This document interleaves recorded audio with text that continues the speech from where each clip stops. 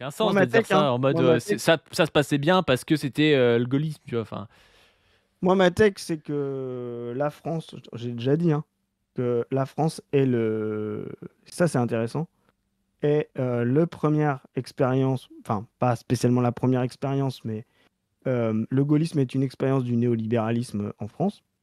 Les gens voient le néolibéralisme que de sa manière anglo-saxonne, Reagan, Thatcher, c'est-à-dire dans les années 70, très destructeur, etc. Le néolibéralisme est une pensée justement critique du libéralisme. Donc si vous voulez revenir à ça, vous pouvez lire Serge Audier sur le congrès Lippmann, etc. Tout ça, ça a lieu à Paris en 38, je crois, 38 ou 39, justement pour, après la crise de 29, montrer que le libéralisme et que le marché ne s'autorégule pas. Et donc, il faut utiliser la puissance étatique pour pouvoir fabriquer, normer et construire du marché. Voilà. Entre la crise qui périclite, enfin, qui ira jusqu'à la Seconde Guerre mondiale et l'avènement du néolibéralisme, il y a eu toute une phase de reconstruction qui, elle, était un peu, en termes d'économie, la suite de l'économie de guerre, c'est-à-dire l'économie ultra planifiée.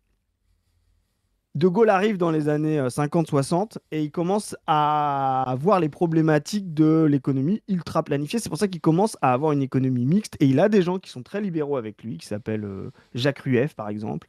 Il y a la réforme Pinet qui est un petit peu voilà, sur le franc, sur la monnaie, le monétaire, etc. Donc toute l'expérience, et la RFA fait la même chose, hein, ordo-libéral, etc., technocratique gaulienne, est une expérience du néolibéralisme, c'est-à-dire un État orienté euh, vers la performance du marché et vers la performance de la production industrielle et du marché. D'où la, par- la, la partie planification dirigiste, etc., qu'on peut avoir.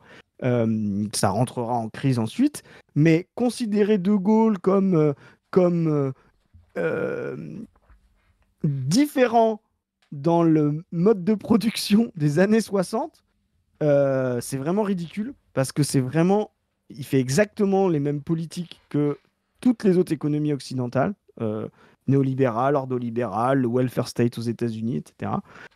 Et ça annonce, ça c'est insuffisant, c'est déjà mieux pour la bourgeoisie qui commence à essayer de redégager de la rente parce que toute la période de planification était problématique pour elle. Mais c'est insuffisant, donc il faudra une étape encore après. Et c'est ça là où là-dessus Soral n'est pas dialectique. Il dit ça marchait. Voilà. Après, il va te traiter de fixiste, mais ça me fait rire parce que ça, c'est fixiste en fait. Il comprend pas que quand tu fais intervenir l'État pour maintenir la rente de la bourgeoisie, elle en veut toujours plus. Hein. D'accord? Donc, à partir du moment où tu remets la bourgeoisie, qui était quand même sortie de la guerre un petit peu euh, contenue dans son taux de profit et surtout dans sa rente à cause de l'inflation, etc. Bon, on pourrait parler de ça longtemps. Dès que tu la remets en selle avec des grands projets, avec des carnets de commandes fournis par l'État, etc., à un moment donné, elle en veut plus. Donc, quand tu fais du néolibéralisme ordolibéral et progressiste comme De Gaulle, voilà, de la reconstruction, enfin, dans les années 60, à la fin, la bourgeoisie, de fait, va se séparer de De Gaulle parce qu'il lui faudra encore plus. Et là, il va falloir rentrer dans les étapes d'après, qui va être l'étape de la désocialisation. C'est-à-dire, elle va vouloir prendre plus de place.